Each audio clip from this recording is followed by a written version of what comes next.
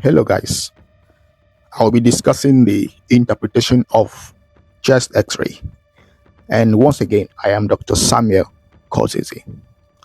An X-ray is a type of high-energy electromagnetic radiation used to create images of the inside of the body, revealing structures like bone, organs, and tissues in shades of black and white, based on their density. X-rays work by passing beams through the body onto film or digital detector, exploiting the fact that different tissues absorb varying amounts of radiation. How does this work? First, an X-ray machine generates high-energy photons, which are referred to as X-ray.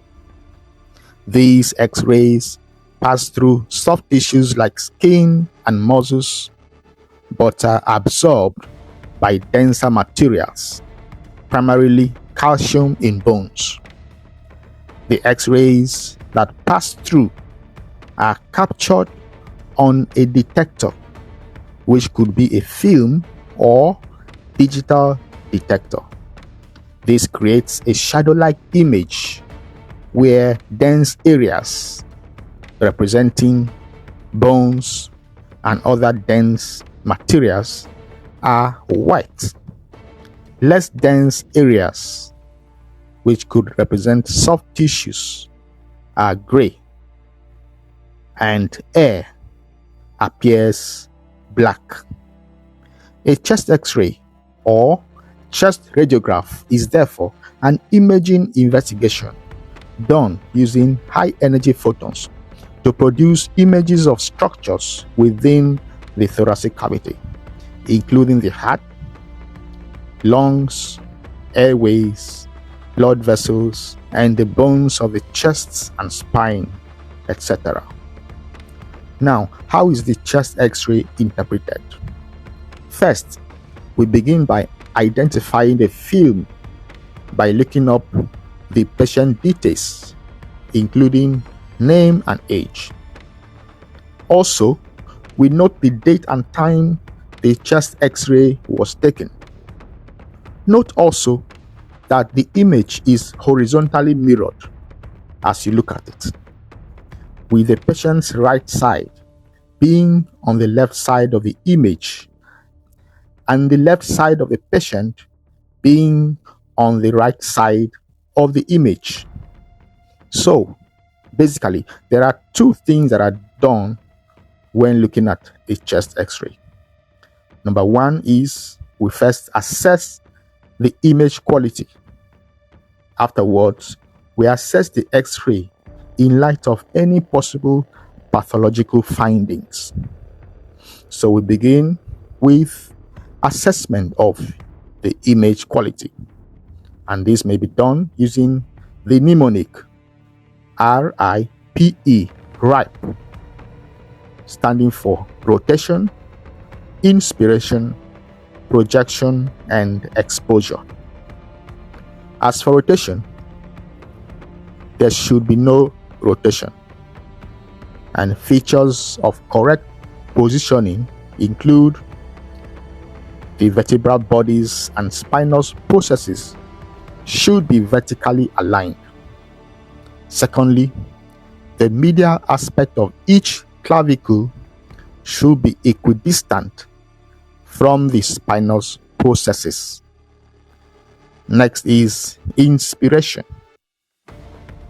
If inspiration is adequate, the following structures should be visible: 5th to 7th anterior ribs, 9th to 11th posterior ribs, both long apices, both costophrenic angles, lateral rib edges, and the left hemidiaphragm should be visible to the spine. Next is the projection.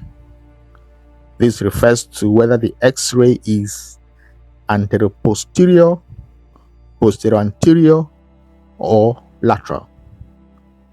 And this is considered, noting that the difference between the anteroposterior and posterior-anterior films include: 1. The heart size is usually exaggerated in an anteroposterior film. Also, the edges of the scapulae are often visible within the long fields on an anteroposterior film.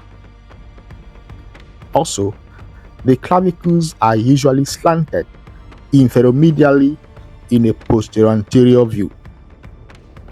Again, the posterior parts of the ribs are more prominent than the anterior parts in posterior-anterior view, and vice versa. The thoracic vertebrae are more visible in a posterior-anterior view. And then lastly, air fluid level is seen in the stomach in a posterior-anterior view. Next is the exposure.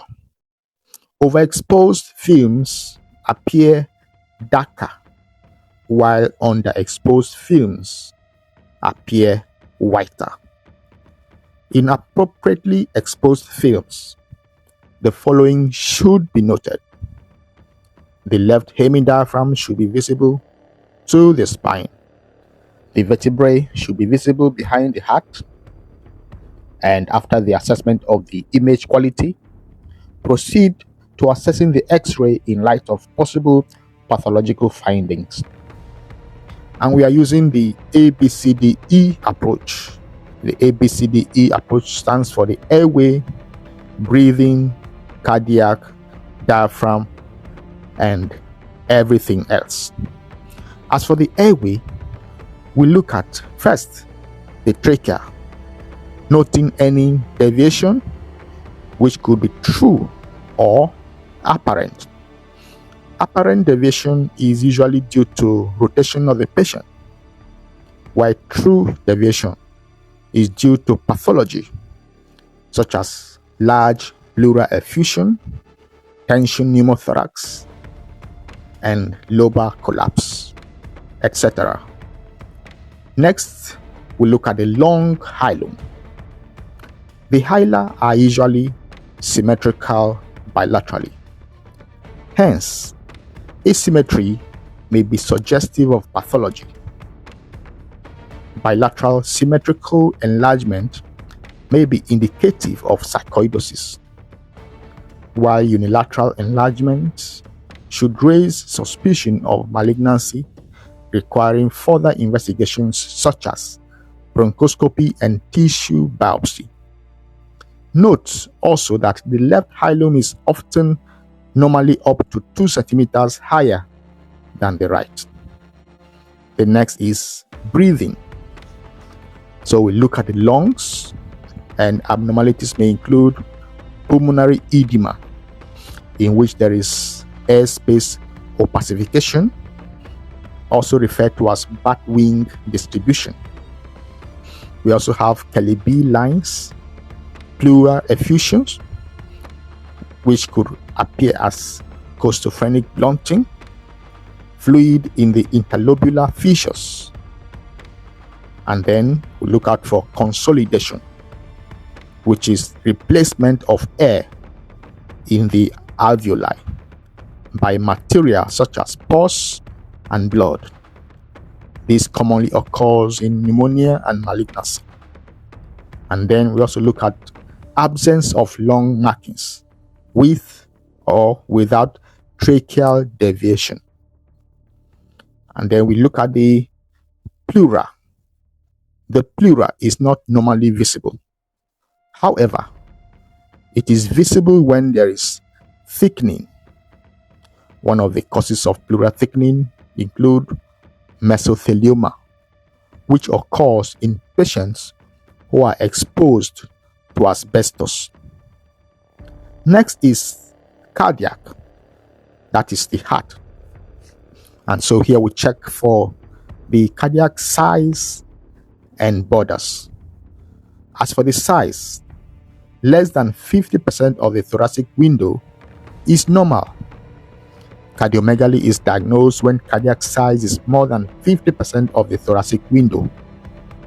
Next, we look at the cardiac borders. Normally, the borders of the heart should be clearly visible and well defined. The right border is made up of mostly the right atrium. This right border is lost in middle lobe consolidation.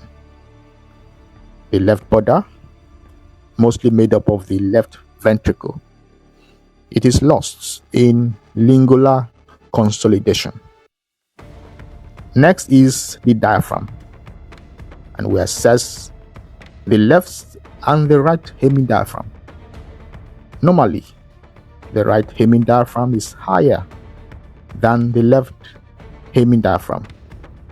Also, the stomach sits under the left hemidiaphragm, and the gastric bubble can often be visualized. Pneumoperitoneum is revealed by separation of the diaphragm from the liver due to accumulation of air under the diaphragm. This is often due to bowel perforation. Next, under the diaphragm, we look at the costophrenic angles, whether they are lost or not. Causes of loss of costophrenic angles, which is also called costophrenic blunting, include pleural effusion, consolidation, or lung hyperinflation. Example, chronic obstructive pulmonary disease. And then we end with everything else by assessing mediastinal contours, such as the aortic knuckle. The aortic knuckle refers to the lateral edge of the distal aortic arch, which curves to form the descending thoracic aorta. It is lost in aortic aneurysm. Next is aortopulmonary window. This refers to the space between the aortic knuckle and the pulmonary vessels within the lung hilum. It is lost in mediastinal lymphadenopathy. And then we assess the bones and soft tissues. We inspect bones for visible fractures or lytic or sclerotic lesions, which can occur in myeloma and metastasis. We inspect soft tissues for any abnormalities, such as hematoma. Next is tubes, valves, and pacemakers. These are medical equipments that may be seen on the chest X-ray, such as the nasogastric tube, central lines, ECG leads, artificial heart valves, pacemakers. We end with others, including the lung epices, retrocardiac region behind the diaphragm, and lung peripheries. This is the end of the interpretation of the chest X-ray, and this ends by documentation of the findings in the patient's case note, and the date and time of the chest X-ray, as well as indications for the chest X-ray, must be stated. The findings are documented using the ABCDE format, and afterwards an overall impression is made and a plan instituted. The name and grade of the clinician is also stated. In conclusion, chest X-ray remains a rapid, accessible, and invaluable diagnostic tool. Systematic interpretation reduces the chances of missed findings and errors. Always assess technical quality before assessing the pathology.